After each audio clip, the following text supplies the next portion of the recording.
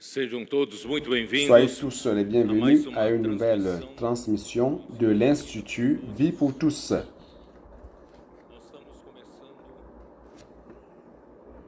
voltando a outra Nous commençons une nouvelle série de Que celui qui a des oreilles entende.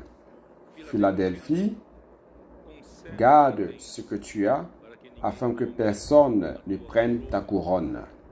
a mensagem Le message numéro 1 a comme titre Le succès de l'Église primitive et ses problèmes. La lecture biblique, Actes chapitre 2, versets 42 à 47. nós concluímos Nous avons conclu les épîtres de Pierre à la fin de l'année dernière. para nossa surpresa, Et à notre surprise, ganhamos nous avons reçu de grandes lumières. quando iniciamos Lorsque nous avons commencé l'étude des épîtres de Pierre, ainda eu não tinha je n'avais pas encore exatamente de clarté o Senhor queria, par rapport à ce que le Seigneur voulait nous dire. mas quando chegou Mais lorsque nous sommes arrivés à la deuxième épître de Pierre, especialmente dos dois spécialement les deux derniers chapitres, começou o alors entendimento le sentiment de que Deus, de ce que le Seigneur voulait nous montrer quelque chose de plus est apparu. nós começamos a perceber Et nous avons commencé à voir le contexte de l'époque que nous n'avions pas compris auparavant. então nós baseados nessa, Donc, se basant sur cette lumière, vamos voltar nous allons étudier les 7 églises de nouveau que estão qui se trouvent dans Apocalypse chapitre 2 et chapitre 3. nós abordamos todas as Nous avions abordé déjà toutes les premières églises. Nous sommes arrivés à l'église à Philadelphie dando apenas et il ne manquait que l'église à Laodicée. e com respeito à igreja Et par rapport à l'église à Philadelphie, chegamos nous sommes arrivés jusqu'à la veille, c'est-à-dire les choses a essa nova qui vont se produire avant cette nouvelle phase, à partir de 2017. então faltar Donc il restait encore vermos mais e à étudier certains points. Et motivés par la lumière que nous avons reçue dans 2 Pierre, nos trouxe ainda mais nous avons encore un désir ardent d'éclairer encore plus certains points. Cela va beaucoup nous aider. então eu quero começar Alors, je voudrais commencer premièrement a segunda Pedro para vocês ainda par 2 Pierre au chapitre 1, verset 12. Il dit ceci: por esta razão Voilà pourquoi je prendrai soin de vous rappeler ces choses, acerca destas coisas bien que vous les sachiez et que vous soyez affermis dans la vérité présente. e nela confirmados. Também considero justo Et je regarde comme un devoir, aussi longtemps que je suis dans cette tente, de vous tenir en éveil par des avertissements. Car je sais que je la quitterai subitement, ainsi que notre Seigneur Jésus-Christ me l'a fait connaître. Mais j'aurai soin qu'après mon départ, vous puissiez toujours vous souvenir de ces choses. conserveis lembrança de tudo.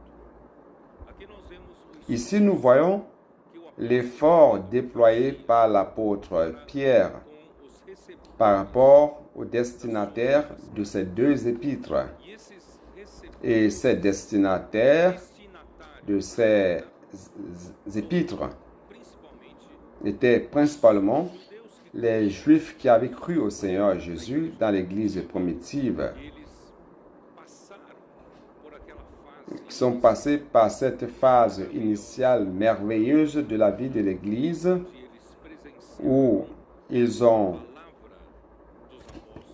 vécu la parole, l'expérience de la parole des apôtres qui sortait avec puissance et qui conduisait toute la vie de l'Église. Comme c'est décrit dans Actes chapitre 2, verset 42, qui dit ceci: ils persévéraient dans l'enseignement des apôtres, dans la communion fraternelle, dans la fraction du pain et dans les prières. Ça, c'était la vie de l'Église qui a commencé d'une manière puissante. La crainte s'emparait de chacun et il se faisait beaucoup de prodiges et de miracles par les apôtres. Tous ceux qui croyaient étaient dans le même lieu et ils avaient tout en commun.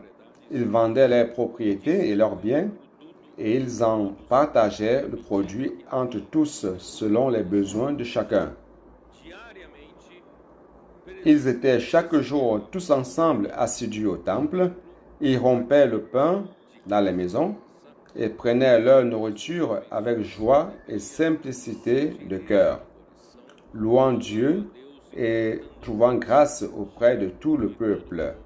Et le Seigneur ajoutait chaque jour à l'Église ceux qui étaient sauvés.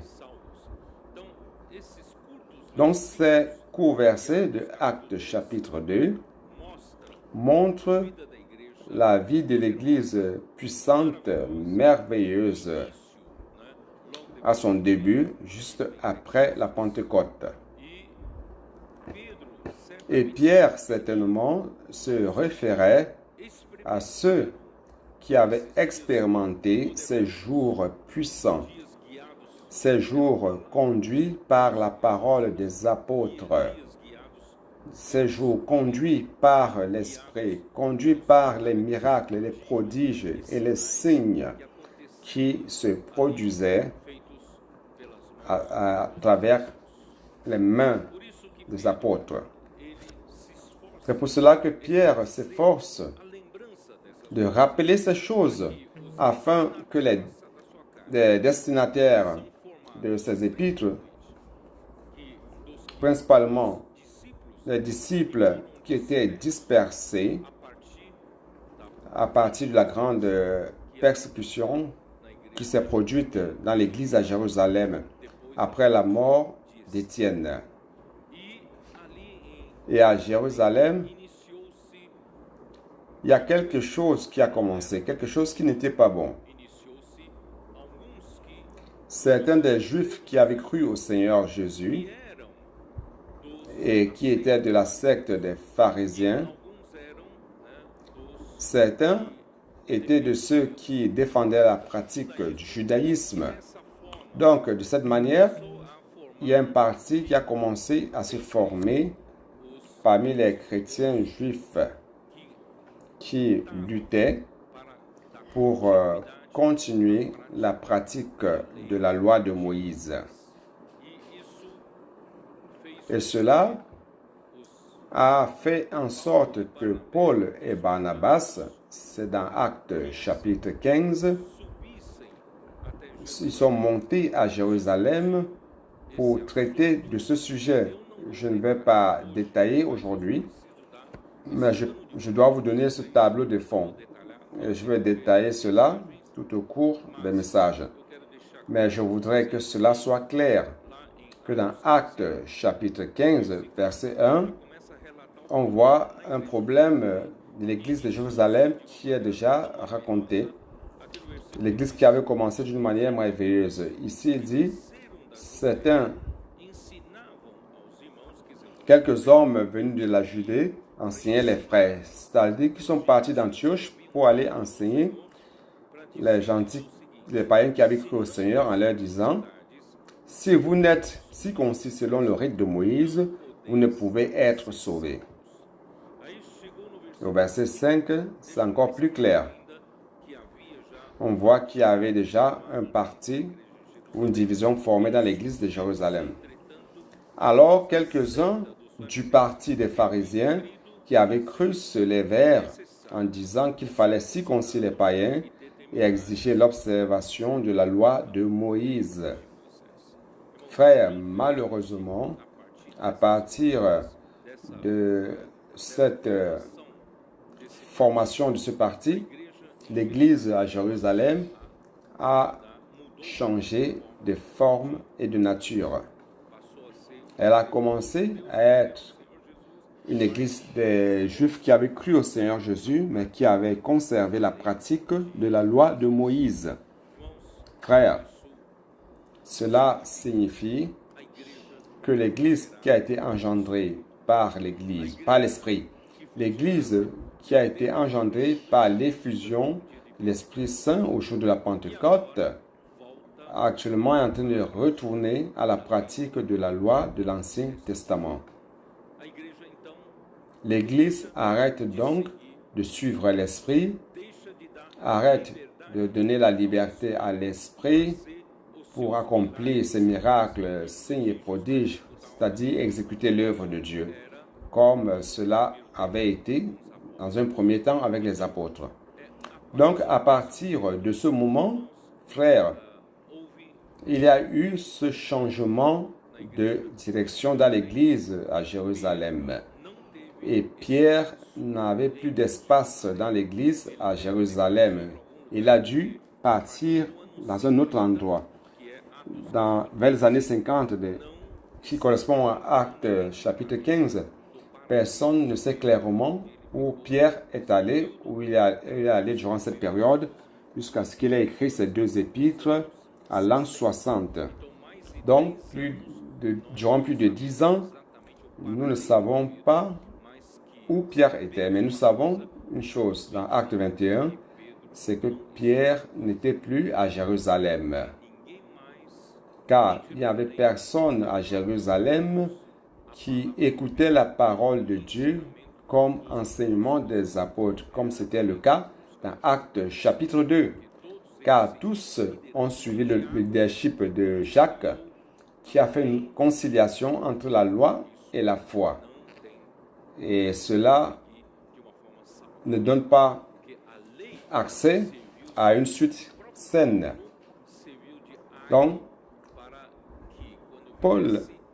la loi avait été donnée à Moïse comme tuteur pour que lorsque Christ viendrait, que le peuple de Dieu soit remis à Christ pour la foi. Donc, on ne peut pas mélanger la loi et la foi. Donc, frères, l'Église à Jérusalem a perdu totalement sa nature. Donc, Pierre, dans cette épître, et principalement dans la 2e épître, il est bien clair, et je voudrais lire cela de nouveau afin que vous compreniez mieux avec le tableau de fond. 2 Pierre, chapitre 1, verset 12. Voilà pourquoi je prendrai soin de vous rappeler ces choses,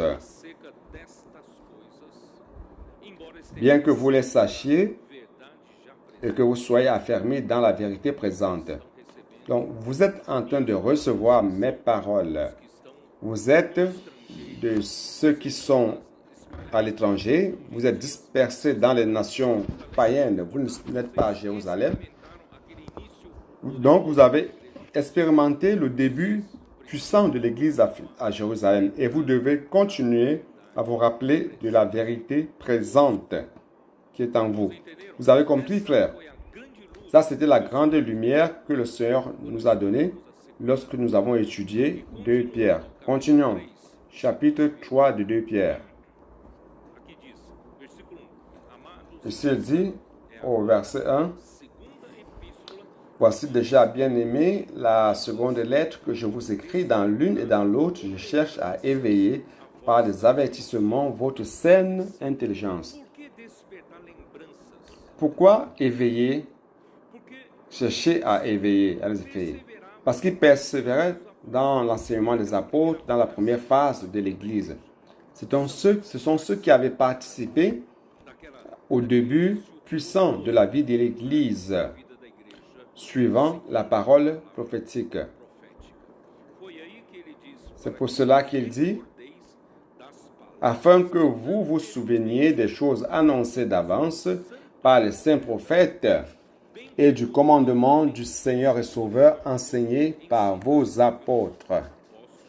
C'est-à-dire afin que vous vous rappeliez que dans l'Ancien Testament, Dieu a parlé à son peuple à travers ses saints prophètes, mais le leadership des Juifs a persécuté ces prophètes et ont tué plusieurs d'entre eux. Donc, ils ont muselé la parole de Dieu. Et dans le Nouveau Testament, Dieu utilise ses apôtres pour apporter le commandement de Dieu sauveur jusqu'à vous. Mais aussi, l'ennemi a agi afin que vous n'écoutiez plus la parole. Mais vous qui êtes les destinataires de mes lettres, de mes épîtres, vous recevez la parole de Dieu qui vient par les prophètes et qui vient par le commandement du Seigneur et Sauveur à travers ses apôtres, parmi lesquels Pierre était le principal.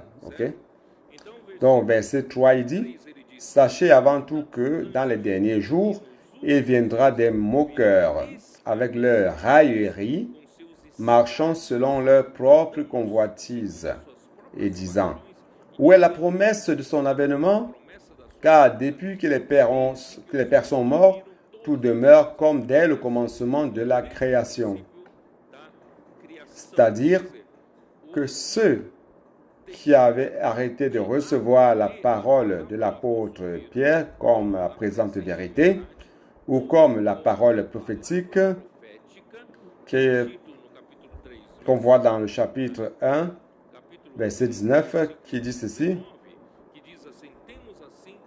« Et nous tenons le temps plus certain la parole prophétique à laquelle vous faites bien de prêter attention, comme à une lampe qui brille dans un lieu obscur, jusqu'à ce que le jour vienne apparaître et que l'étoile du matin s'élève dans vos cœurs. » C'est-à-dire qu'il ne faut jamais abandonner la vérité présente. N'abandonnez jamais la parole prophétique, car elle fonctionne comme une lampe dans un lieu obscur.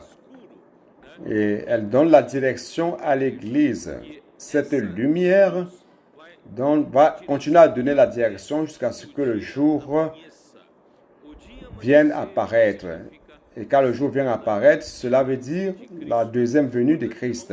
Donc, jusqu'à la deuxième venue de Christ, nous devons persévérer en suivant la parole prophétique qui est cette lampe qui nous donne la direction.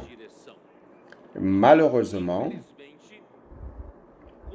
lorsqu'à la deuxième phase de l'Église à Jérusalem, qui ont commencé à suivre le leadership de Jacques mélangeant la loi et la foi, à la fois, ils ont méprisé le ministère de Pierre. Ils ont méprisé la parole prophétique de Pierre. Ils ont commencé à se moquer de ce que Pierre disait. Vous pouvez me demander, mais il y a quelle preuve à cela? Il y a la preuve au chapitre 1, n'est-ce pas? Ceux qui se moquaient de la parole de Pierre disaient que Pierre inventait des histoires comme sur la montagne de la transfiguration. Lui, Jacques et Jean avaient été amenés à la haute montagne et là, le Seigneur Jésus s'est transfiguré. Il a montré réellement qui il était dans sa gloire et sa splendeur. Et ces moqueurs disaient que ces paroles sont comme des fables ingénieusement inventées par Pierre, Jacques et Jean, car seuls les trois ont vu, et que c'était du mensonge. Et comme si cela ne suffisait pas, au chapitre 3, verset 2, il se moque en disant, « Où est la promesse de son avènement? Car depuis que les pères sont morts, tout demeure comme dès le commencement de la création. » C'est le verset 4. Donc, il se moquait de ce que l'apôtre Paul disait. Sa parole était les enseignements des apôtres, la parole de Pierre était la vérité présente, les paroles de Pierre était la parole prophétique. Mais ils se moquaient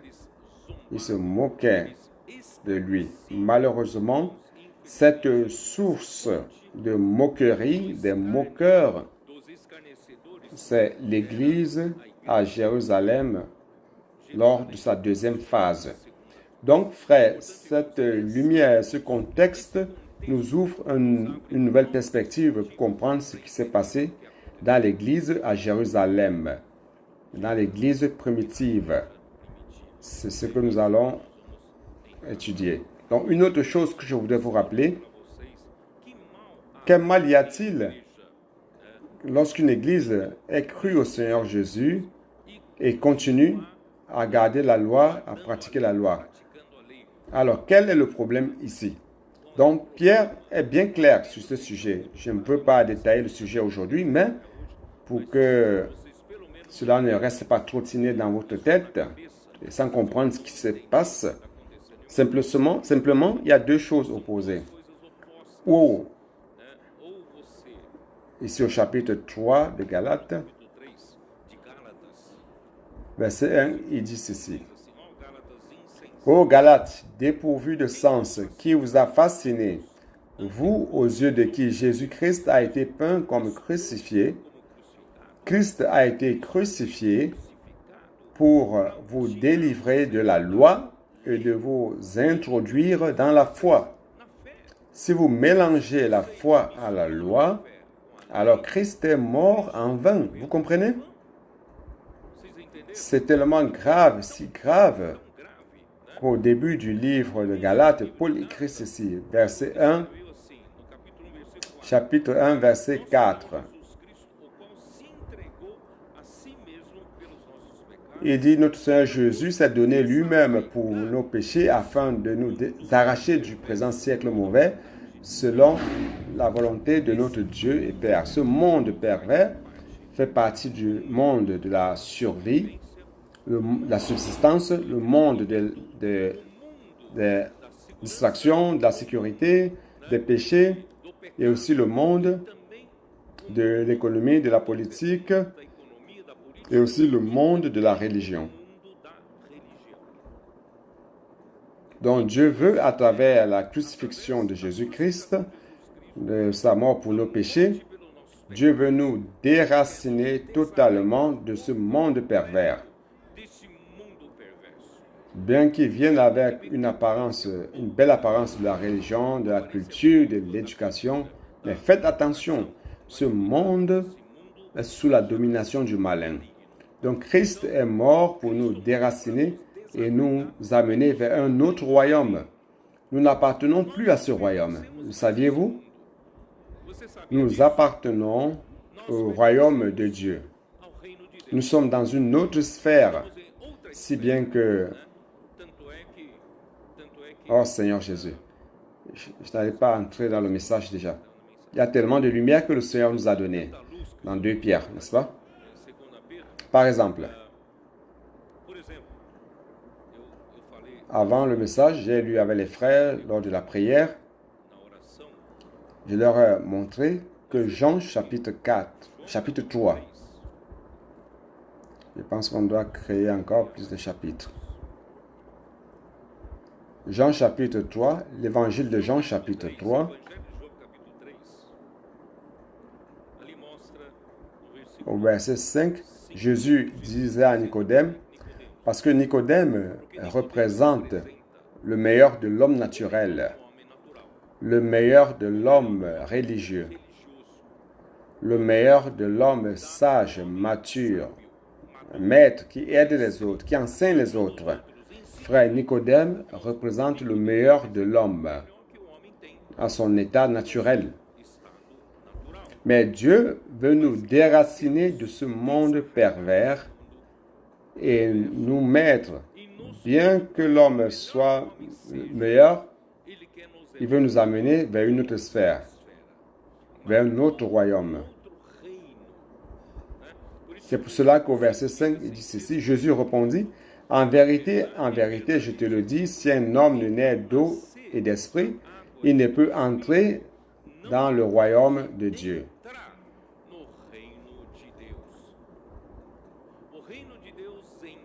On entre dans le royaume de Dieu par la nouvelle naissance. Donc, frères, ce royaume, c'est une autre sphère où Dieu gouverne. Dieu règne. Lorsque vous avez cru au Seigneur Jésus, vous avez été introduit dans ce nouveau royaume. Aujourd'hui, vous appartenez au royaume de Dieu. Cependant, vous devez marcher selon ce royaume dans lequel vous êtes entré. Vous ne devez pas seulement avoir un titre de ce que vous êtes un citoyen du royaume de Dieu et ne pas marcher selon le royaume de Dieu. Ça, c'est la grande lutte qui est entre Dieu et nous. Donc ici, il dit, verset 6, ce qui est né de la chair est chair, et ce qui est né de l'esprit est esprit. En d'autres termes, nous qui sommes nés de nouveau, qui est-ce qui est né de nouveau ici? Tous ceux qui ont cru au Seigneur Jésus sont nés de nouveau. Sont nés de l'esprit, d'eau et d'esprit. Donc, à partir d'aujourd'hui, il faut que ce soit clair que vous êtes nés d'esprit et que vous êtes esprit et que celui qui est né de l'esprit, celui qui fait partie du royaume de Dieu, ne marche plus de manière naturelle, à la manière que vous marchiez avant. Alors, quelle est la nouvelle manière de marcher? Verset 8, le vent souffle où il veut. Et tu en entends le bruit, mais tu ne sais d'où il vient, ni où il va. Il en est ainsi de tout homme qui est né de l'esprit. Donc, en d'autres termes, à partir d'aujourd'hui, toi qui es né de l'esprit, tu fais partie d'un nouveau royaume, du royaume de Dieu, où Dieu gouverne. Tu ne marches plus selon ta propre volonté. Maintenant, tu marches selon l'esprit. Et comment puis-je marcher selon l'esprit? Et comment marcher par l'esprit? Comment l'esprit marche-t-il? Frère, l'esprit marche comme le vent. Vous ne voyez pas le vent, mais vous sentez le vent. Vous ne savez d'où le vent vient et vous ne savez pas aussi quelle direction il va suivre juste après. Donc, le vent souffle où il veut et il va où il veut. Ainsi en est-il de tous ceux qui sont nés d'esprit. Frères, en d'autres termes, nous ne marchons plus par la logique humaine. Donc, frères, nous ne marchons pas selon les leçons du livre que nous avons reçu, de la logique humaine. Et si vous voulez retourner à la pratique de la loi, vous allez retourner de nouveau à être perfectionné dans la chair, c'est-à-dire marcher selon ce que la loi ordonne. Mais si vous êtes selon l'esprit, vous allez marcher selon la direction de l'esprit. Mais soyez certains que la direction de l'esprit n'est jamais contre la loi de Dieu. Vous comprenez? Donc, nous sommes de ceux qui sont nés de l'esprit et nous devons marcher par l'esprit. Oh Seigneur Jésus. On retourne à Galates. Galates 3.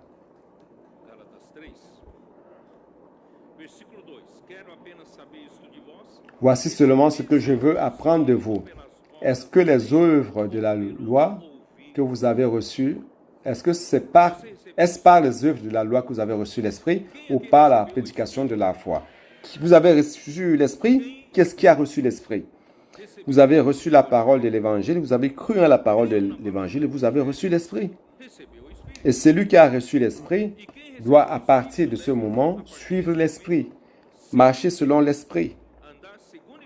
C'est-à-dire que par l'œuvre de la loi, par la pratique de la loi, vous n'allez jamais recevoir l'Esprit. Vous pouvez vous dire, j'étudie la Bible durant des années. Vous savez, les Juifs étudient la Torah durant des années. des mois, vous pouvez étudier durant toute votre vie, vous n'allez pas recevoir l'Esprit par l'œuvre de la loi. Ah, je cherche à comprendre la Bible, je connais la Bible de bout à bout, de Genèse à Apocalypse. Mais ce n'est pas par l'étude de la Bible comme cela que vous allez recevoir l'Esprit. Mais c'est lorsque vous écoutez la parole de la foi. C'est-à-dire que c'est la même parole, mais vous écoutez la parole annoncée par la bouche de Dieu. Vous croyez. Vous inculquez cette parole. C'est pour cela que l'immersion dans la parole est si importante. Vous écoutez ce que le Seigneur vous dit, vous parle, Dieu vous parle chaque semaine, vous inculquez cette parole et elle va faire en sorte que vous receviez l'Esprit. Mais vous pouvez vous dire, j'ai déjà reçu l'Esprit. Oh, très bien, vous avez déjà reçu l'Esprit, mais à chaque moment, vous avez votre Esprit que vous suivez. Je vais sauter déjà au verset 5. Celui qui vous concède l'Esprit, celui qui vous accorde l'Esprit et qui opère des miracles parmi vous, le fait-il donc par les œuvres de la loi ou par la prédication de la foi? J'ai sauté, verset 3. Je vais lire. Êtes-vous tellement dépourvu de sens après avoir commencé par l'Esprit? Voulez-vous maintenant finir par la chair? Beaucoup d'entre nous ont commencé de manière forte dans l'Esprit. Lorsque nous avons cru au Seigneur Jésus, nous avons reçu l'Esprit car nous avons cru en sa parole et nous avons commencé à vivre une vie merveilleuse. Et par cet Esprit, on a commencé à explorer un nouveau monde dans lequel l'Esprit nous a introduits. Mais après quelque temps de la vie chrétienne, nous avons une tendance à retourner, à nous perfectionner dans la chair. C'est parce que vous comprenez ce que je veux dire. Vous avez une tendance à ce moment-là à penser, ah, j'ai déjà tant d'années dans la vie de l'Église, j'ai des charges dans la vie de l'Église, je prends soin de ce département, de tel autre département, de tel service, de tel autre service, ah, je suis bon dans ce que je fais, n'est-ce pas? Et vous sortez ainsi de la voie de l'Esprit pour vous perfectionner dans la chair. Frères, nous ne recevons jamais comme diplôme la marche par l'Esprit. La marche par l'Esprit, c'est une marche à tout moment. Donc, frères, pratiquez la loi. Il y a certains qui pensent qu'il n'y a rien d'erroné dans cela. Mais pratiquer la loi ne nous permet pas de recevoir l'Esprit. En pratiquant la loi, les opérations de miracle ne se produisent pas. Verset 5. Celui qui vous accorde l'Esprit et qui opère des miracles parmi vous, le fait-il donc par les œuvres de la loi ou par la prédication de la foi? Frère, c'est l'Esprit qui accomplit les miracles. Et comment puis-je suivre l'Esprit? Faisant l'immersion dans la parole, écoutant la parole, croyant en la parole. Ça, c'est l'écoute de la foi. Vous écoutez la parole, vous croyez en la parole, vous faites l'immersion, vous inculquez la parole dans le cœur. Cette parole me donne l'esprit. Cette parole fait en sorte que des miracles soient opérés dans notre vie. Ainsi, les colporteurs le font dans les rues. Et justement, ce week-end, on va prolonger encore pour quelques jours, lundi. Les coordinateurs des diverses unités de CPF du monde entier, ceux qui peuvent venir. Nous sommes ici en train de recevoir entre 50 et 60 coordinateurs du CPF. Je vais leur demander de se lever pour que les frères sachent qu'ils sont là.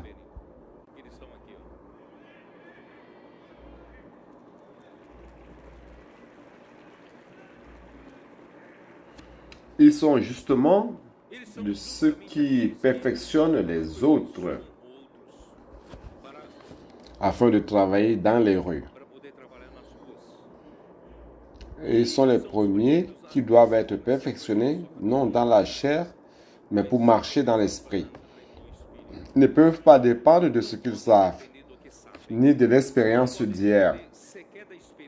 Ils doivent dépendre totalement de la parole. Car ce n'est pas la parole qui marche par l'esprit. Et l'esprit leur donne les opérations et les miracles qui fait accomplir l'œuvre de Dieu. Donc ceux-ci, ce sont nos frères qui nous perfectionnent dans les CPF. Vous pouvez vous dire, je n'ai rien à voir avec cela. Moi, je dis oui. Je dis si. Nós, você, Je vais faire une alliance avec vous. uma aliança Que chacun de vous vocês continuam, continue à avoir la tendo a responsabilité responsabilidade d'apporter tout au moins un candidat ser au candidato CPF. para fazer o Qu'en pensez-vous?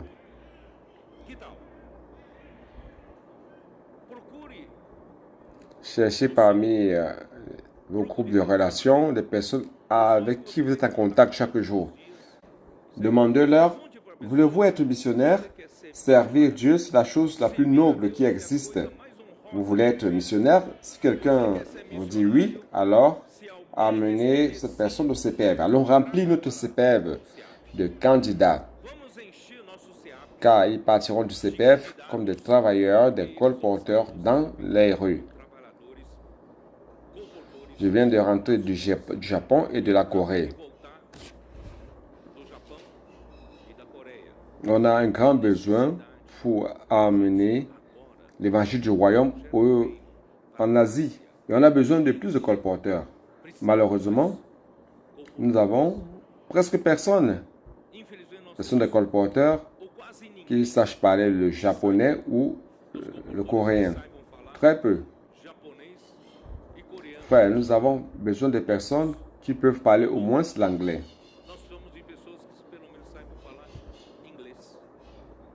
E On a envoyé nos colporteurs là-bas, mais tous ne savent pas parler l'anglais. C'est pour cela que, frère, nous voulons commencer un service dans tout le CPF. querendo iniciar, Trouver un bon professeur d'anglais, bon professeur de français, arrumar bom professor afin que nous puissions de francês, enseigner les CPF. para Nous voulons beaucoup de colporteurs qui sachent parler anglais, qui sachent parler français. muitos comportores. Il est clair, si vous savez parler le japonais, mieux encore. Si vous savez parler le coréen, mieux encore.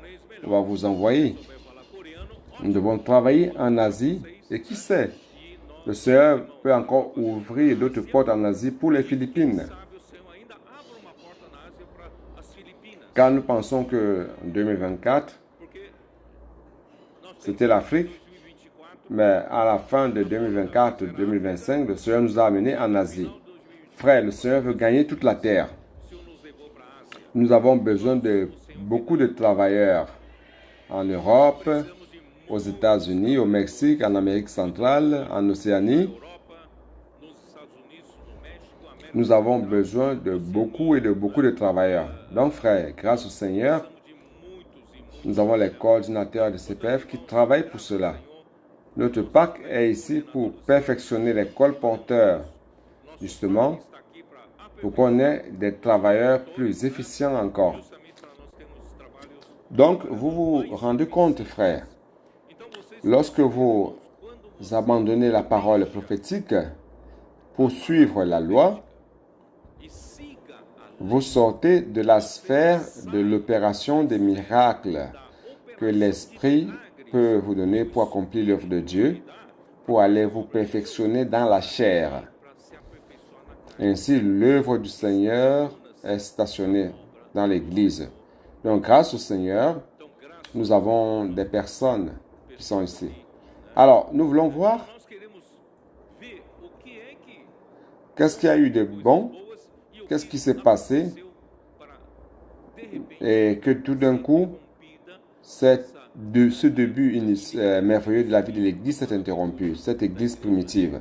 Alors, je vais prendre le temps pour lire un peu ce que j'ai écrit. Donc, l'objectif preparei aqui. du travail présent, Objetivo c'est presente trabalho d'investiguer comment parvenir au standard de l'Église que Dieu désire pour que sa volonté soit faite et que Christ puisse revenir pour chercher sa fiancée sua noiva tendo ayant toute l'histoire de l'Église dès ce moment, depuis lors jusqu'à ce moment pour notre réflexion et demandant au Seigneur encore plus de révélations pour cette fin. Que le Seigneur puisse nous donner plus de révélations que o Senhor possa nos dar mais revelações sur ce que l'Église a besoin, de ce dont l'Église a besoin pour conclure ce qu'il a à faire ici sur terre. Cherchons à connaître les principes spirituels os princípios espirituais que qui ont fait en sorte que l'Église, dès les premiers jours, ont prospéré et quels sont les problèmes qui ont limité son avancée. fizeram o seu avanço. Après la mort et la résurrection de Christ, avec seulement 120 Galiléens, des personnes réunies à Jérusalem, l'Église a été engendrée par l'effusion de l'Esprit Saint et tous ont été revêtus de la puissance d'en haut. La puissance d'en haut. Donc, frère, je voudrais vous dire que ce n'est pas par la pratique de la loi que l'Église a été produite. L'Église a été produite par la puissance de l'Esprit, par l'effusion de l'Esprit, prophétisé dans Luc 24. Ouvrez votre Bible, s'il vous plaît. Luc 24, verset 49. Et voici, j'enverrai sur vous ce que mon Père a promis, mais vous restez dans la ville jusqu'à ce que vous soyez revêtus de la puissance d'en haut. Frère, l'Esprit Saint revêtit l'Église de la puissance d'en haut. Il ne s'agit pas de pratiquer la loi ou de beaucoup étudier au séminaire. Ce n'est pas en cela que vous allez recevoir cette puissance. Cette puissance vient par l'effusion de l'Esprit. Acte 1, 3 à 5.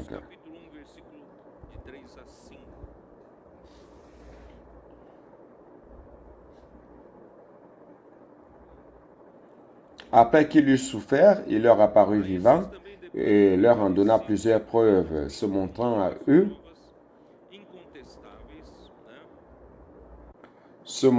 eux pendant 40 jours et parlant des choses qui concernent le royaume de Dieu. Comme il se trouvait avec eux, il leur recommanda de ne pas s'éloigner de Jérusalem, mais d'attendre ce que le Père a promis, ce que je vous ai annoncé, leur dit-il. Car Jean a baptisé d'eau, mais vous, dans peu de temps, vous serez baptisés du Saint-Esprit.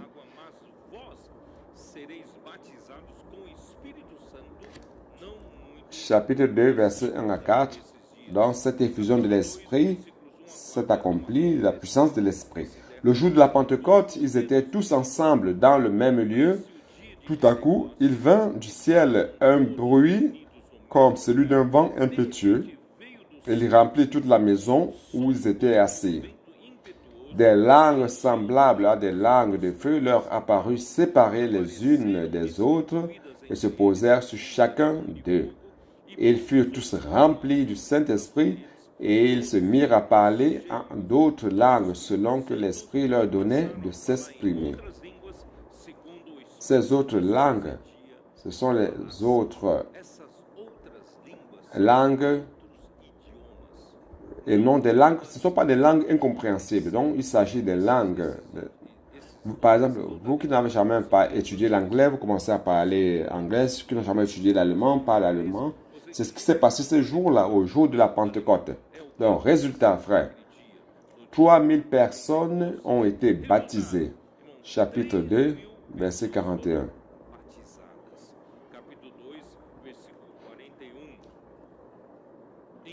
Ceux qui acceptèrent sa parole furent baptisés et en ce jour-là, le nombre des disciples s'augmenta d'environ 3000 âmes. Frère, alors je fais un commentaire. Comment est-il possible que 120 Galiléens, des personnes peu cultivées, puissent commencer un travail qui se trouve au centre de la volonté de Dieu, qui est l'agentement de l'Église? 120 Galiléens. Dieu n'a même pas utilisé les érudits de Jérusalem. Il n'a pas utilisé les personnes cultivées qui se trouvaient sur la terre d'Israël. Dieu a cherché en Galilée et là, ce qui prédominait comme profession, c'était des pécheurs. Dieu est allé chercher des personnes pas dans les universités, mais 120 Galiléens pour commencer l'Église. Est-ce qu'il y a des gens, il y a quelqu'un qui peut faire mieux que le Seigneur?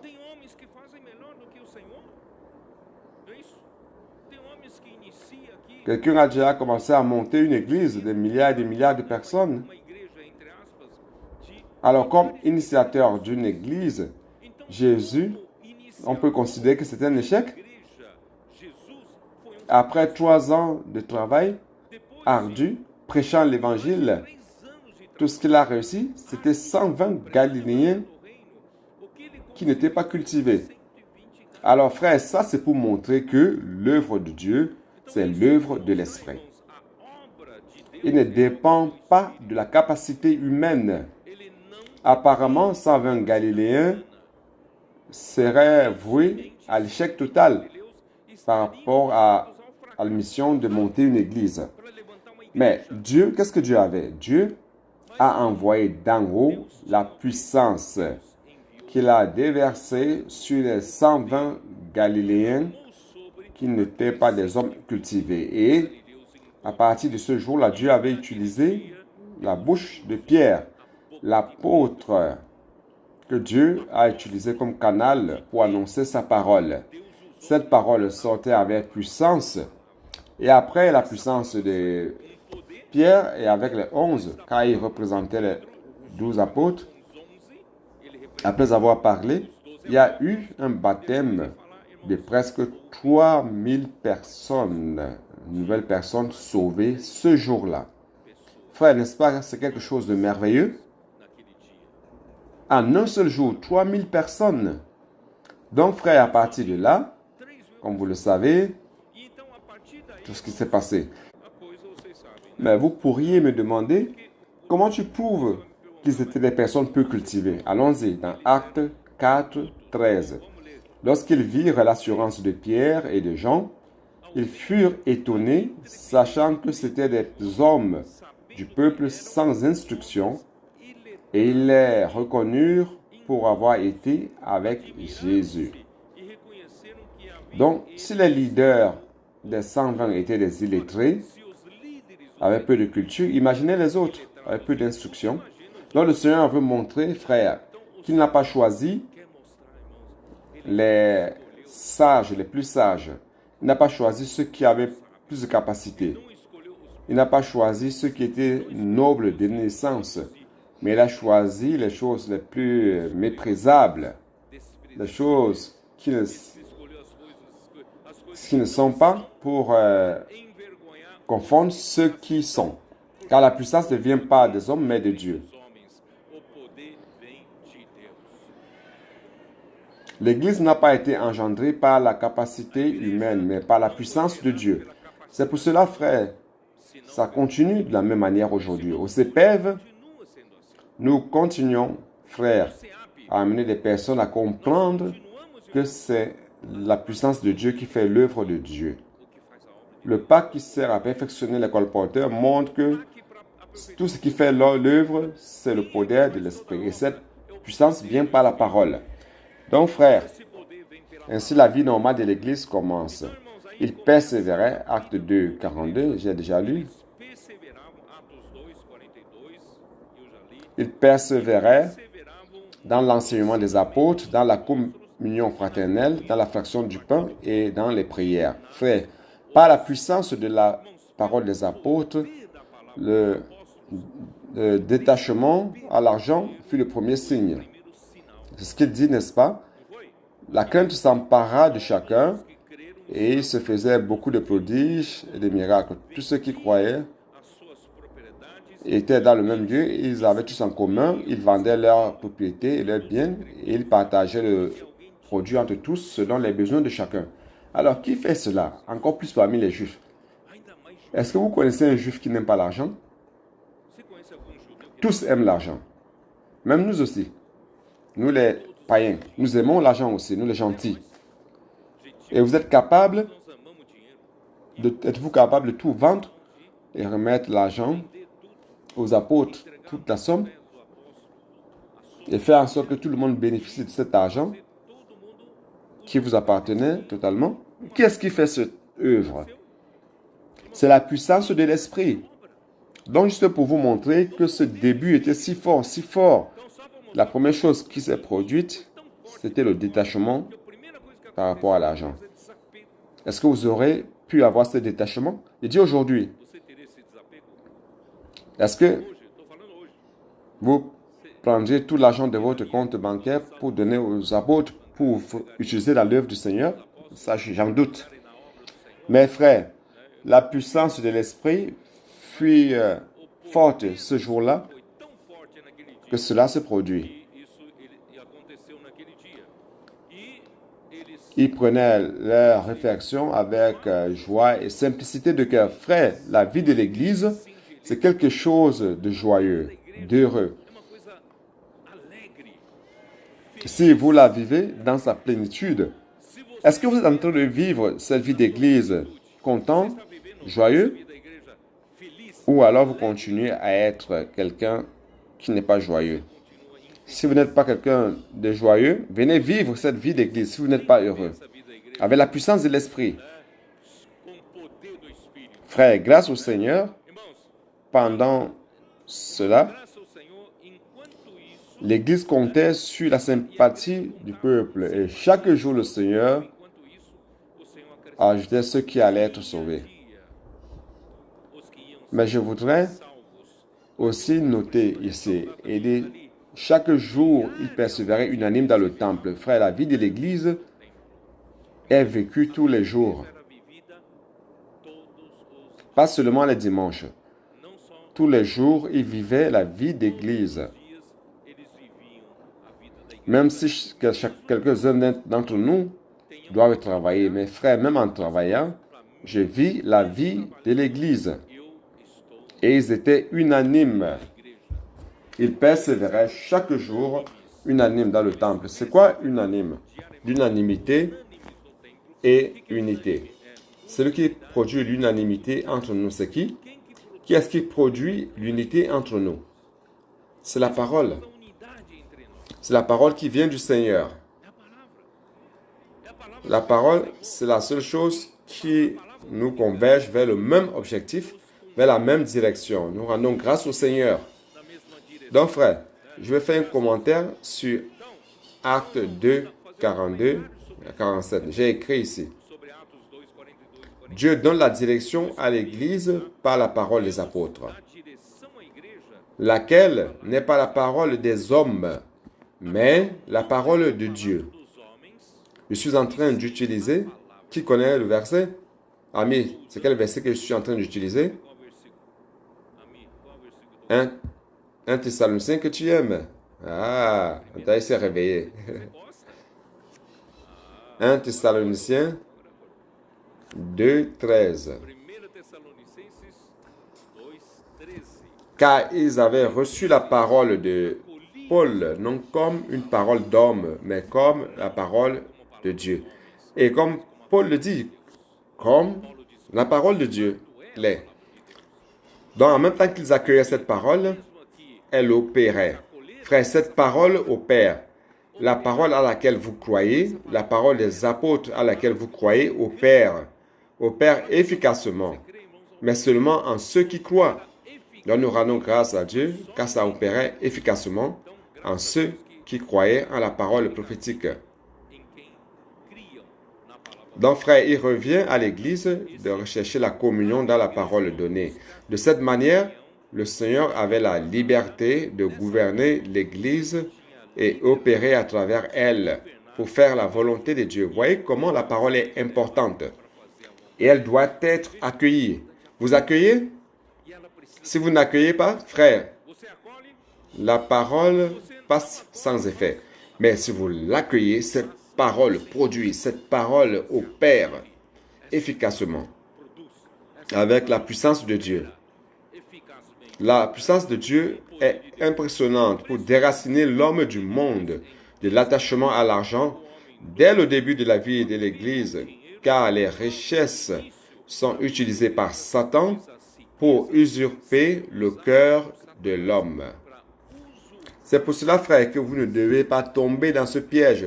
Nous tous, on a besoin d'argent pour vivre. On a tous besoin d'argent pour notre subsistance et soutenir notre famille. Oui ou non? Mais ne tombez pas dans ce piège. L'ennemi de Dieu utilise même les choses légitimes de nos besoins, les choses du monde, pour occuper notre cœur. Si mon cœur est totalement occupé dans le fait de gagner de l'argent, soutenir la famille, payer les factures et apporter une sécurité financière à ma famille, frère, il n'y a pas d'espace dans mon cœur pour la parole de Dieu, comme semence du royaume qui peut entrer et fructifier. Ai-je raison, oui ou non? Ainsi, Satan aura gagné un round, une bataille. Frère, nous luttons dans les rues pour cela. Les colporteurs vont dans les rues, vous savez pourquoi? Pour discuter les cœurs que Satan a occupés durant tant de temps.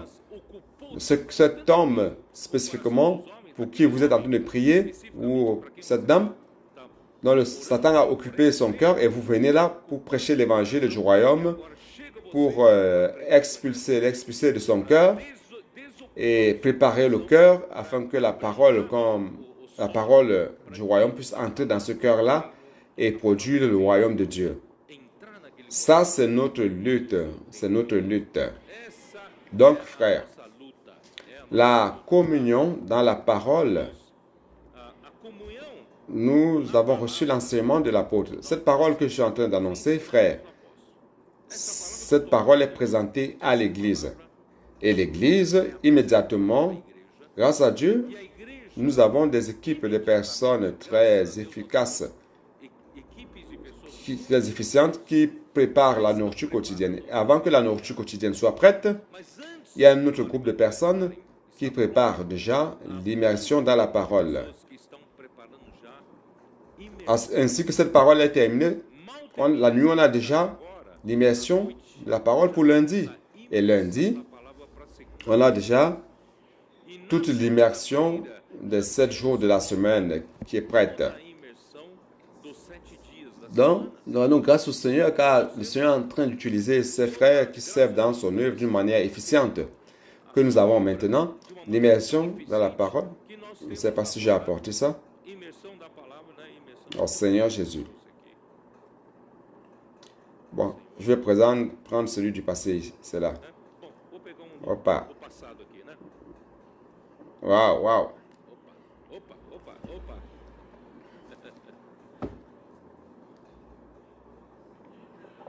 Ça, c'est le feuillet d'aujourd'hui. Il y a de la sueur partout ici. Ça, c'est l'immersion d'aujourd'hui. L'immersion quotidienne. Frère, ceci nous apporte à la mémoire une partie du message. La parole que le Seigneur a annoncée à l'Église. Et cette parole, frère, cette parole ne sert pas seulement à être entendue. Vous savez que l'homme a 2 oreilles, n'est-ce pas? S'il écoute seulement une fois, ça entre par une oreille, ça sort par l'autre. C'est pour cela qu'on a 2 oreilles, n'est-ce pas? Ça entre par une oreille, ça sort par l'autre. Et quand ça entre, nous pouvons la laisser échapper facilement. Alors quand elle entre, qu'est-ce qu'on doit faire? On doit l'inculquer. C'est quoi inculquer? Vous êtes tous très bons en portugais, n'est-ce pas? Inculquer en français veut dire imprimer la parole dans le cœur par répétition successive. Nous devons faire plusieurs répétitions. Donc la parole entre avant de sortir. Vous poussez cette parole à l'intérieur de vous et vous faites l'immersion. Vous commencez à inculquer la parole. Donc avant qu'elle ne sorte, vous l'inculquez dans votre cœur. Donc nous rendons grâce au Seigneur pour l'immersion dans la parole que nous avons. Les frères qui préparent cela. Nous pouvons inculquer cette parole dans le cœur et nous pouvons promouvoir la communion de la vie. Non seulement cela, frère. Ce que chacun inculque comme parole promeut la communion, la circulation de la vie parmi nous. Nous pouvons nous multiplier en petits groupes, et lire ensemble et extraire ensemble les richesses. N'est-ce pas? Cela fait en sorte que la parole circule entre nous. Et cette parole non seulement circule parmi nous, cette parole aujourd'hui circule parmi les frères au Japon, en Corée, en Europe, en Afrique. Frère, comme c'est merveilleux. Europa, na África. Mas que coisa maravilhosa. Vous savez que cette immersion, Esse idioma aqui, ó, à partir de la semaine où nous étions au Japon, daquele final de semana, frère, le Seigneur nous a donné un frère qui habite ici près de São Carlos, já nos deu irmão qui nous produit l'immersion en japonais. fazendo imersão em On a déjà l'immersion en japonais qui est prête chaque semaine. japonês pronta todas as semanas. On a demandé aussi aux Coréens de faire la même chose. Donc on est en train de mettre à la disposition le japonais et le coréen à la disposition de tous. Voyez comme c'est merveilleux, frère. Cela fait en sorte que tous les membres du corps de Christ puissent recevoir cette parole comme alimentation. Et c'est cela qui fait de nous un. E, irmão, isso Et nous finissons par exécuter l'œuvre de Dieu. Car la parole de Dieu est la vérité qui sanctifie l'Église. a verdade, Comme le Seigneur a dit dans Jean chapitre 17. Sanctifie-les dans la vérité, Père.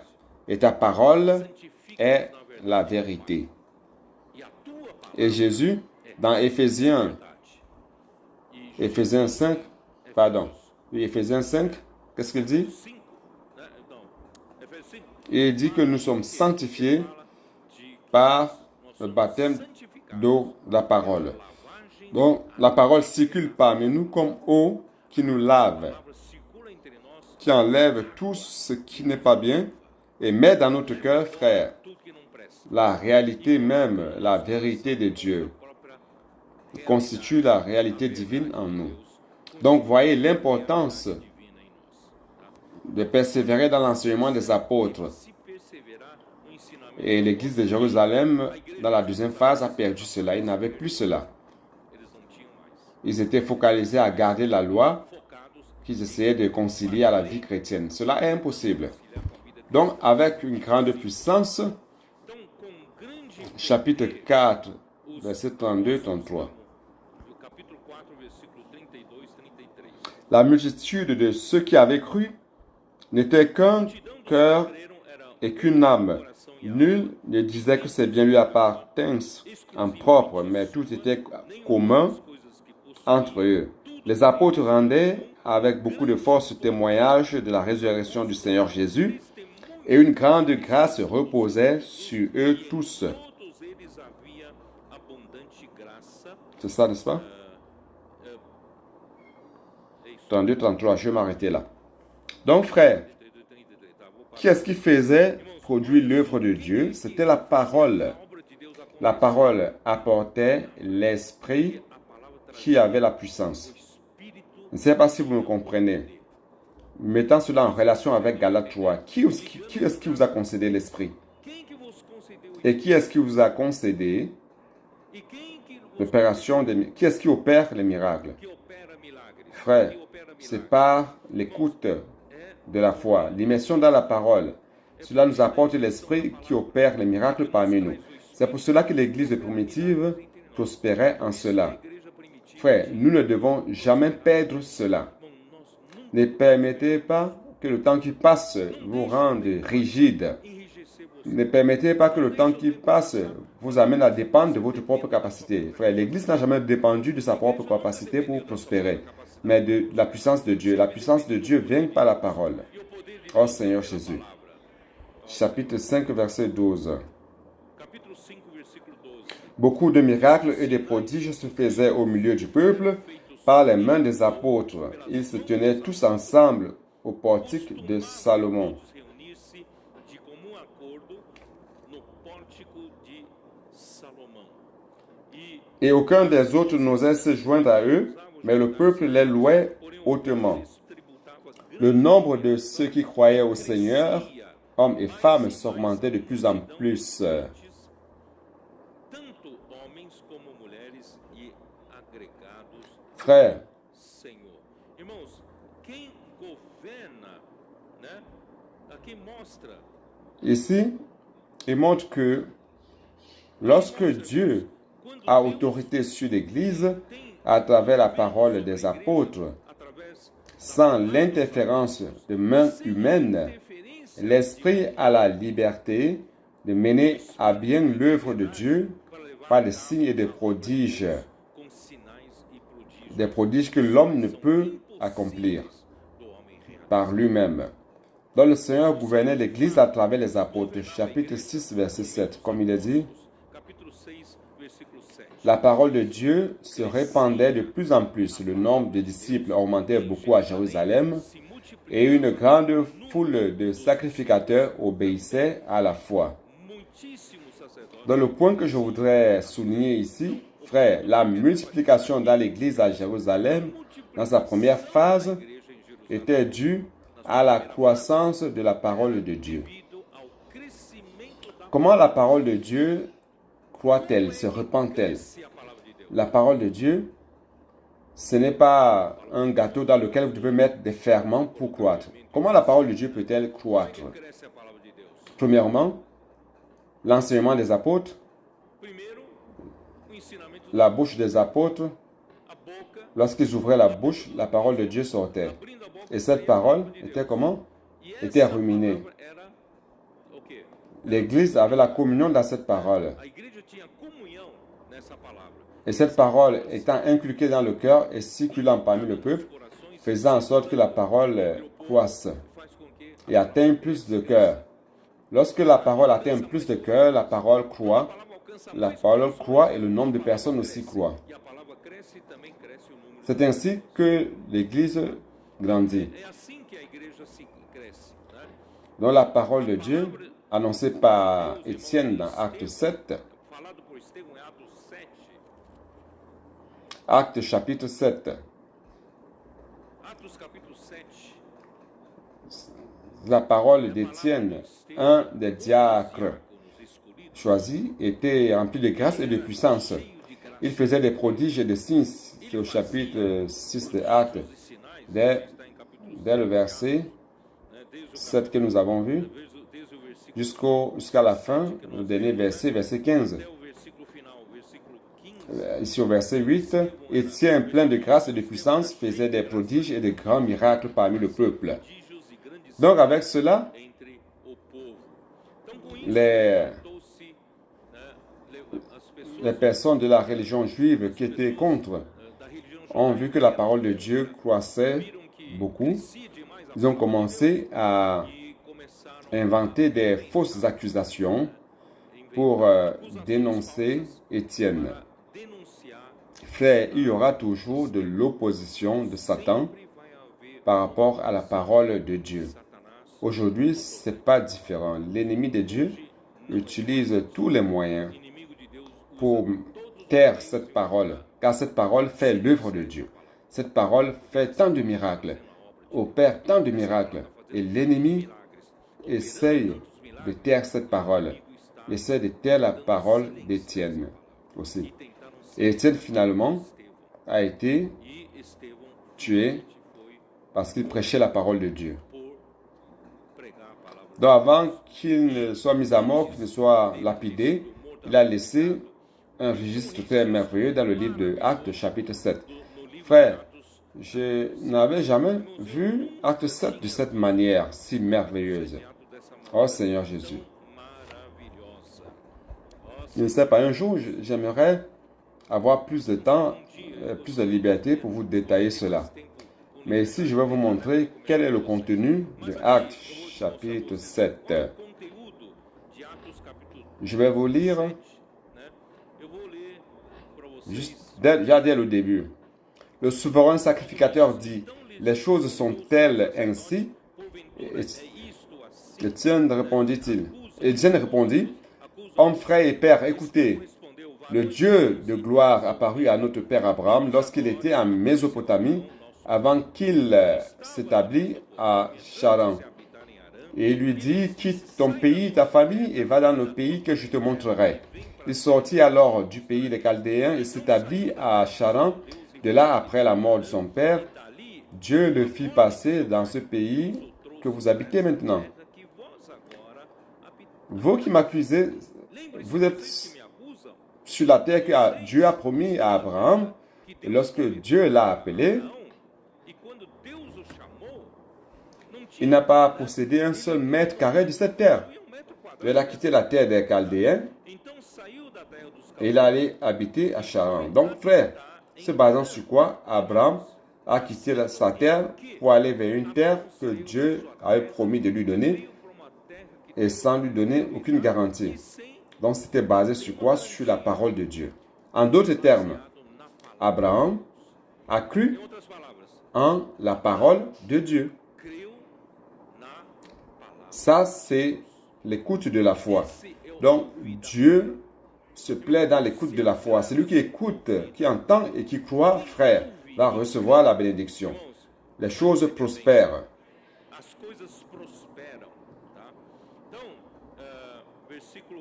Verset 5. Il ne lui donna aucune propriété en ce pays, pas même de quoi poser le pied, mais il promit de lui en donner la possession et à sa prospérité après lui, quoiqu'il n'eût point d'enfant. Vous voyez comment c'est antagonique. Comment Dieu a promis de lui donner la terre, a amené Abraham jusqu'à la terre de Canaan, et l'a fait regarder de l'Orient à l'Occident, du Nord au Sud, et tout ce qu'il parvenait à voir, Dieu a promis de lui donner. Mais lorsqu'il est mort, il n'avait même pas l'espace d'un pied pour poser un pied sur cette terre, frère. Mais il a cru en la parole du Seigneur. Il a cru en la parole du Seigneur.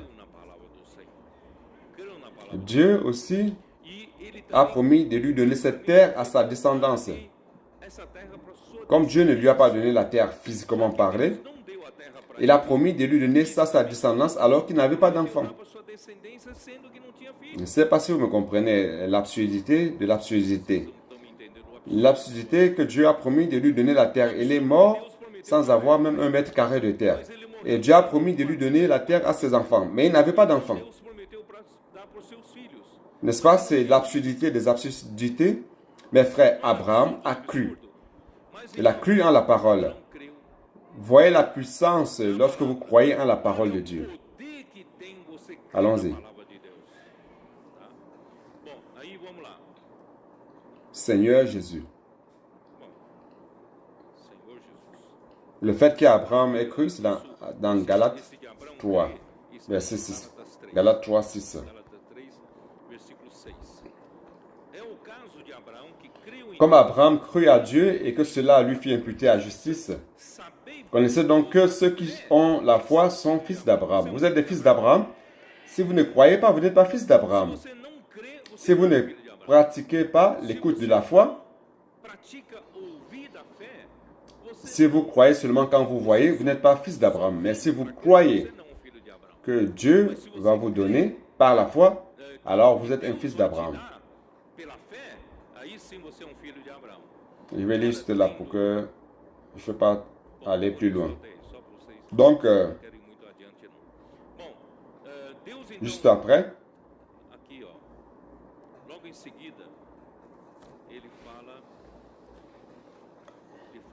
allons au verset 30. Avançons. Ce chapitre est merveilleux. Je n'ai pas le temps de tout lire. Donc, allons-y. Verset 30. 40 ans plus tard, un ange lui apparut au désert de la montagne de Sinaï. Il est apparu à Moïse dans la flamme d'un buisson en feu. Moïse, voyant cela, fut étonné de cette apparition et comme il s'approchait pour examiner, la voix du Seigneur se fit entendre. Donc frère, Dieu a préparé Moïse, mais à l'âge de 40 ans, il a compris que Dieu voulait l'utiliser pour sauver le peuple de la tyrannie de Pharaon en Égypte. Lorsqu'il est sorti, lorsqu'il allait pour sauver le peuple,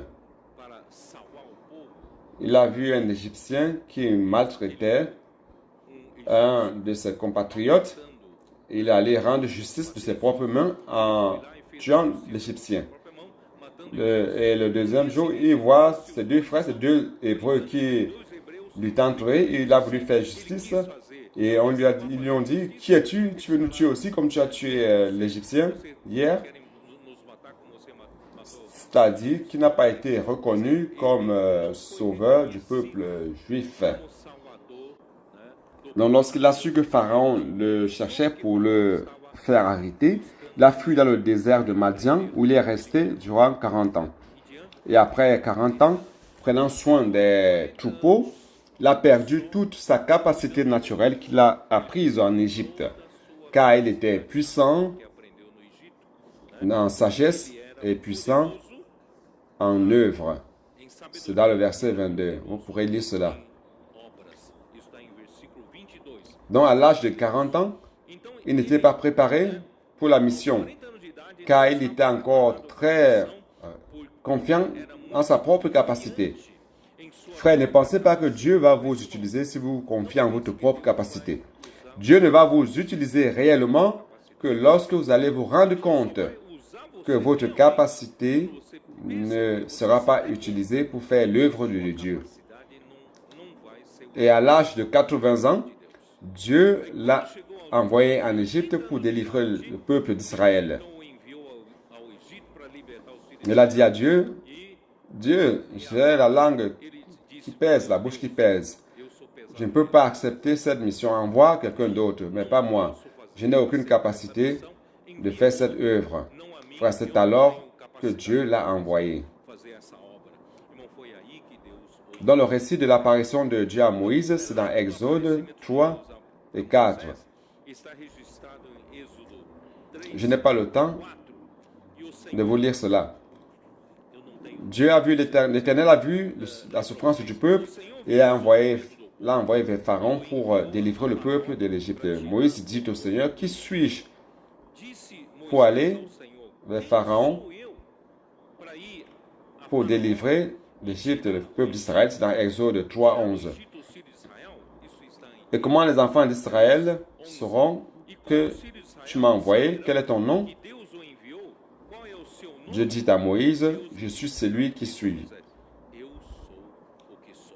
Je suis, t'envoie Enviou aos filhos d'Israël au para tirar peuple d'Israël pour les délivrer et les amener vers a terra. une terre où coule le lait et le miel. Êxodo 3, 12. Exode 3, 12 à 17. Frère, qui est-ce qui a envoyé Moïse lorsqu'il se sentait incapable? Eu sou. Je suis. Porque Pourquoi je suis? é para não C'est pour que nous ne dépendions pas de la capacité humaine. eu vou mandar. Je vais t'envoyer. Ah, je n'ai aucune capacité. C'est cela même. Quem está me mandando? Qui est-ce qui m'envoie? Qui est-ce qui envoie Moïse? C'est je suis. Eu sou. Je suis est capable. Eu sou era, né? Je suis est tout puissant. Il peut faire toutes choses. Por isso, irmãos, Frère, c'est pour cela que nous devons continuer toujours como assim dans la simplicité. Dépendre du Seigneur, non pas notre capacité fazemos a obra de que nous faisons l'œuvre de Dieu. Moisés tinha a Donc, noção de Moïse avait la notion de responsabilité et aussi de la difficulté que as pessoas tinham de que les personnes avaient à croire qu'il était réellement l'envoyé de Dieu. Deus. Irmãos, Frère, aqui eu faço ici je fais un commentaire. Deus, Dieu, ele realmente Dieu ele queria voulait réellement d'Israël, délivrer le peuple d'Israël d'Égypte. mas ele precisava Mais il devait envoyer un homme pour faire cette tâche. Il a toujours dépendu de l'homme, le saviez-vous? Il dépend toujours de l'homme. Mais il n'utilise pas la capacité de cet homme. o fogo Si bien que le feu qui brûlait sur le buisson não, né, não n'utilisait pas le buisson lui-même comme combustible. tinha combustível em Ce feu avait un combustible en lui-même. Il est je suis. quem tem a Le je suis a la capacité, le combustible pour faire son œuvre. representa o Et le buisson représente l'homme. Il n'a pas besoin de l'homme comme combustible. L'homme est tout simplement le support, le canal qu'il peut utiliser. irmãos, é isso. Frère, c'est ça que nous devons comprendre. Então Moisés, ele sabia, Donc Moïse le savait. Moisés Il savait que ce n'était pas facile as pessoas crerem que la personne croit estaria representando. qu'il allait représenter Dieu et parler de la part de Dieu. C'est pas facile. Tarde aconteceu, Ce qui s'est passé plus tard, c'est que sa sœur et son frère, Marie et Aaron, queriam voulaient revendiquer dizendo, mas en disant que Dieu ne parle qu'avec Moïse, Deus também não. Dieu n'a pas aussi parlé à travers nous, Aí Deus saiu et Dieu lui-même est venu éclairer la situation, car Moïse était réellement le prophète, et Dieu parlait avec lui face à face. Então, Donc pourquoi j'ai voulu vous montrer cela? Frères, c'est pour vous montrer la difficulté que l'homme a à accepter l'envoyé de Dieu. Donc, quand l'Éternel a tellement insisté, Moïse dit, « Ah, Seigneur, j'ai jamais été éloquent, ni maintenant, ni avant. » Je suis dans Exode 4. Vous pouvez suivre cela. Allons lire. Exode 4, 10. Il est mieux de suivre avec moi que de m'écouter tout simplement. Verset 10. Moïse dit à l'Éternel, « Ah, Seigneur, je ne suis pas un homme qui ait la parole facile. Et ce n'est ni d'hier, ni d'avant-hier, ni même depuis que tu parles à ton serviteur, car j'ai la bouche et la langue embarrassées. » L'Éternel lui dit, « Qui a fait la bouche de l'homme et qui rend muet ou sourd, voyant ou aveugle? N'est-ce pas moi, l'Éternel? Va donc, je serai avec ta bouche et je t'enseignerai ce que tu auras à dire. » Moïse dit, « Ah, Seigneur, envoie qui tu voudras envoyer. » Alors la colère de l'Éternel s'enflamma contre Moïse et il dit, « N'y a-t-il pas ton frère Aaron le Lévite? Je sais qu'il parlera facilement. Le voici lui-même qui vient au-devant de toi, et quand il te verra, il se réjouira dans son cœur. » Donc Aaron avait l'éloquence de la parole, n'est-ce pas? Aaron parlait bien. Il ne bégayait pas comme Moïse, ni comme moi. Pourquoi Dieu n'a pas appelé Aaron pour faire cette œuvre? Parce qu'Aaron n'était pas préparé. Dieu a appelé Moïse justement parce qu'il se considérait totalement incapable pour faire l'œuvre du Seigneur. Et Dieu avait préparé ce vase pour ce travail. Donc lorsque Moïse se jugeait capable à l'âge de 40 ans pour délivrer le peuple de l'esclavage, Dieu ne l'a pas utilisé. Mais il l'a utilisé lorsqu'il avait 80 ans. Moïse avait perdu toute son habileté naturelle pour la mission. Et il disait qu'il n'avait jamais été éloquent et qu'il avait la langue et la bouche embarrassées. Il a demandé à Dieu, l'Éternel, d'envoyer une autre personne. L'Éternel lui dit qu'il sera sa bouche, lui enseignera tout ce qu'il aura à dire. Donc, Dieu ne cherche pas toujours ceux qui sont éloquents, pas toujours ceux qui sont éloquents ou qui dominent parfaitement la grammaire. Comme moi, je ne domine pas parfaitement la grammaire, ni parfait dans l'art oratoire. Mais Dieu mettra dans sa bouche les paroles et il sera pour Dieu. C'est-à-dire qu'il va représenter Dieu dans la parole. Donc Dieu a envoyé Moïse de prendre le bâton qui signifie l'autorité qu'il a reçue de Dieu pour accomplir des signes avec puissance de Dieu. Et Étienne continue en disant que c'était Moïse qui avait dit au peuple d'Israël que Dieu allait susciter un autre prophète semblable à lui. Vous vous rappelez où se trouve ce verset? Deutéronome, chapitre 18. Allons jeter un coup d'œil. Deutéronome 18. Quand est-ce que Dieu a parlé de cela?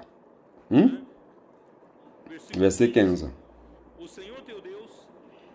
L'Éternel ton Dieu te suscitera du milieu de toi, d'entre tes frères, un prophète comme moi. Vous l'écouterez. Il se référait à qui? À Jésus. Et au verset 18, je leur susciterai du milieu de leurs frères un prophète comme toi. Je mettrai mes paroles dans sa bouche et il leur dira tout ce que je lui commanderai. Et si quelqu'un n'écoute pas mes paroles qu'il dira en mon nom, c'est moi qui lui demanderai compte. Il parlait de qui? Dieu parlait de qui? Qui est cet autre prophète semblable à Moïse que Dieu allait susciter? Jésus-Christ. Jésus-Christ.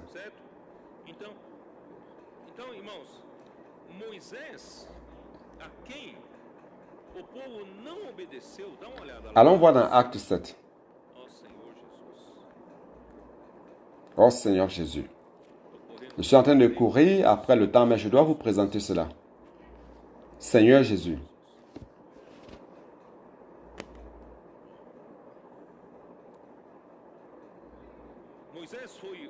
Moïse était le prophète reconnu par tous les enfants d'Israël.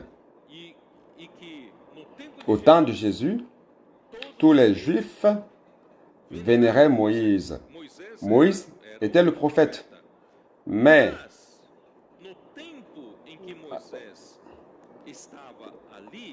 à l'époque où Moïse était là, allons voir Acte 7, verset 39. Nos pères ne voulurent pas lui obéir. Voyez donc, les Juifs vénéraient Moïse à l'époque de Jésus. Mais à leur époque, ils n'ont pas obéi à Moïse. Et ils le repoussèrent et ils tournèrent leur cœur vers l'Égypte en disant à Aaron, « Fais-nous des dieux qui marchent devant nous, car... » Où suis-je? Car ce Moïse qui nous a fait sortir du pays d'Égypte, nous ne savons ce qu'il est devenu. En ces jours-là, ils firent un veau, ils lui offrirent un sacrifice à l'idole et se réjouirent de l'œuvre de leurs mains. Alors Dieu se détourna et les livra au culte de l'armée céleste, selon qu'il est écrit dans le livre des prophètes. M'avez-vous offert des victimes et des sacrifices pendant 40 ans au désert, maison d'Israël? Vous avez porté la tente de Moloch et l'étoile du dieu Remphan. Ces images que vous avez faites pour les adorer, aussi vous transporterai-je au-delà de Babylone. Ouais, le détail de ceci, nous ne connaissons même pas. C'est dans les livres des prophètes. Frère, le peuple d'Israël a commencé à adorer d'autres dieux. Ils n'ont pas obéi à Moïse. Mais à l'époque de Jésus, donc, ils étaient là, ils disaient qu'ils étaient pour Moïse, certains. Mais quand Dieu a envoyé les prophètes premiers à Moïse, et il s'agissait de Jésus qui allait venir, ils ont fait tuer Jésus. Vous comprenez? Donc, acte 7 est si important. Ils ont fait mourir le prophète de Dieu que Dieu a envoyé. Verset 51. Hommes au cou raide, incirconcis de cœur et d'oreille, vous vous opposez toujours Saint-Esprit, ce que vos pères ont été. Vous l'êtes aussi. Lequel des prophètes vos pères n'ont-ils pas persécuté? Ils ont tué ceux qui annonçaient d'avance la venue du juste, qui est Jésus-Christ, que vous avez livré maintenant et dont vous avez été les meurtriers. Pourquoi? Parce que vous avez fait mourir Jésus. Vous qui dites honorer tant Dieu, vous qui dites honorer tant la parole de Dieu. Dès l'époque de nos pères, vous avez tué tous les prophètes que Dieu a envoyés pour parler de la part de Dieu. Et maintenant, Dieu a envoyé le juste. Il a envoyé Christ Jésus, le prophète promis à Moïse. Et vous l'avez tué aussi. Vous l'avez crucifié Jésus. Vous comprenez? Donc, la stratégie de Satan, c'est de faire fermer la bouche de Dieu. Il veut taire la bouche du prophète. Le problème de la parole prophétique, c'est qu'elle a justement la puissance de faire l'œuvre de Dieu. Donc, si Satan parvient à faire taire cette parole, l'œuvre de Dieu s'arrête. Réellement, l'œuvre de Dieu s'est arrêtée. Au deuxième siècle, à partir du deuxième siècle, il n'y a eu que dégradation après dégradation. Oh Seigneur Jésus. C'est alors que quand Étienne est parvenu à ce point en disant que vous honorez tellement le Seigneur par la bouche et vous avez tué tout ce que le Seigneur a envoyé pour dire sa parole. Vous les avez persécutés et tués et vous êtes des traîtres et meurtriers de ce dernier que Dieu avait promis par les prophètes. Il a promis à Moïse d'envoyer. Lorsqu'il est arrivé à ce point, le peuple a causé un tumulte. Et pour terminer, ils ont lapidé Étienne. Et Étienne a été tué. Oh Seigneur Jésus.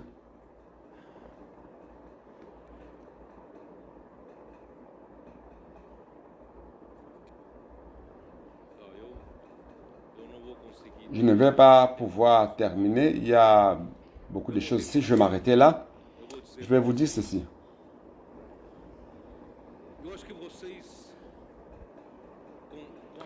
Je pense qu'avec la parole qui vous a été présentée maintenant, il n'y a aucun doute de ce que Dieu opère des miracles pour pouvoir faire son œuvre. Et son œuvre est faite par sa parole. Et pour que Dieu annonce la parole ici sur terre, il dépend d'un canal. Il dépend d'un homme. Et cet homme, pendant qu'il pense qu'il est capable de faire l'œuvre de Dieu, il ne peut pas être utilisé par Dieu. Dieu doit tellement travailler dans cet homme jusqu'à ce que cet homme se convainque de ce qu'il n'a plus aucun brin de capacité pour faire l'œuvre de Dieu. Ainsi, Dieu peut appeler cet homme. Et lorsque Dieu appelle cet homme, car il est sûr, ce qu'il est sûr de ce que cet homme va dire, annoncer uniquement la parole de Dieu. Car seule la parole de Dieu a la puissance pour accomplir l'œuvre de Dieu. Si cet homme annonce sa propre parole, l'œuvre de Dieu ne sera pas accomplie. Car c'est la parole de Dieu qui accomplit l'œuvre de Dieu. Donc, frère, voyez le dilemme de Dieu. Dieu a besoin à toute époque de susciter des prophètes pour annoncer la parole. Et cette parole dite par le prophète, lorsqu'elle est accueillie, alors l'œuvre de Dieu s'accomplit. Dieu a envoyé tant de prophètes. À la fin de la deuxième partie du peuple d'Israël, le peuple d'Israël ne persécutait que les prophètes et tuait les prophètes. Frère, c'est pour cela que le royaume d'Israël n'a pas prospéré. Si bien que la nation d'Israël, le royaume du Nord, a été amené en captivité en Assyrie. Et le royaume du Sud, le royaume de Juda, a été amené en captivité à Babylone. Pourquoi? Parce qu'ils n'ont pas accueilli les prophètes qui annonçaient la parole de Dieu. Et on arrive au Nouveau Testament. Ce scénario doit changer. Dieu doit accomplir son œuvre. Donc, frère, Dieu a envoyé son propre Fils, le prophète, Jésus-Christ, qui est venu ici sur terre pour accomplir son œuvre. Et pour l'accomplir avec puissance.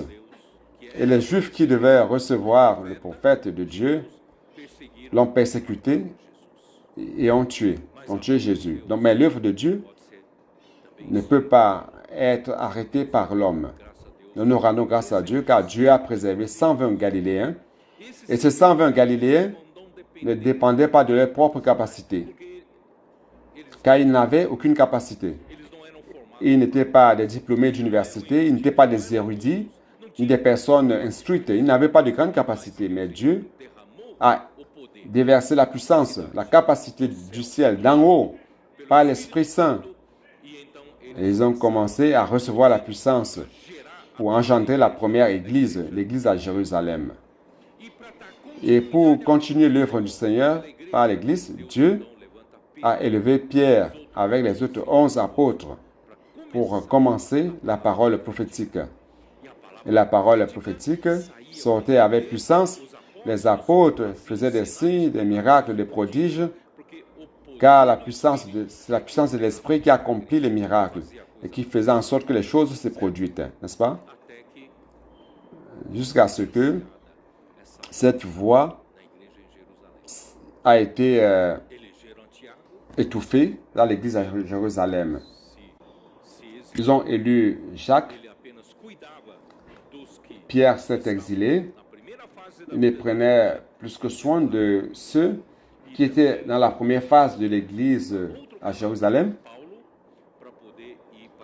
Dieu a aussi dû utiliser d'autres canaux comme Paul pour aller vers la terre des gentils pour établir l'église. Et grâce à Dieu, la parole a accompli le miracle de nouveau. Le Seigneur a suscité des églises après église jusqu'à Rome.